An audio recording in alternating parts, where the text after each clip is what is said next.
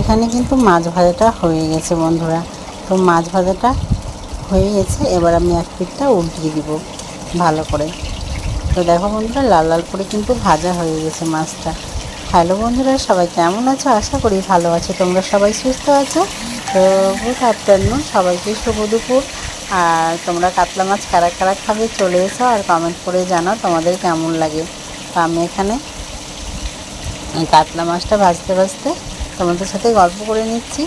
আর এই বৃষ্টি হচ্ছে বাইরে খুব, আর এই বৃষ্টির দিনে মাছ ভাত দিয়ে, মাছ দিয়ে, মাছের ঝোল দিয়ে, মাছ ভাজা দিয়ে, গরম ভাত দিয়ে, সব কিছু দিয়েই কিন্তু ভালো লাগে খেতে। মাছ ভাজা দিয়েও আমি ভাত খেতে ভালোবাসি, আর মাছের ঝোল দিয়েও ভালোবাসি। তো গরম গরম ভাত থাকলে, মাছের ঝোল থাকলে, ভাত থাকলে খুব ভালো লাগে খেতে। আর ভাতটা আমি একবারই খাই, দুপুরে খাই, রাতে কিন্তু ভাত খাই না। মুড়ি বা রুটি থাকলেই আমার হয়ে যায়, খুব ভালো লাগে খেতে। আর মাছটা একটু পছন্দ করি খেতে, চিকেনটা অত পছন্দ করি না, তবুও খাই মাঝে মধ্যে। মাটনটা ভালো লাগে, আর এই মাছটাও ভালো লাগে খেতে, খুব ভালো লাগে মাছটা, আমার ভালো লাগে খেতে। আমার বাড়িতে মাছটা প্রায় হতেই থাকে, একদিন একদিন পর পর হতেই থাকে। একদিন আজকে রান্না করলে কালকে আর রান্না করি না, তো একদিন পর পর খাই। মাছটা ভালো লাগে বেশ, আর মাছটা মামার বাড়ি থেকেই আসে বেশি।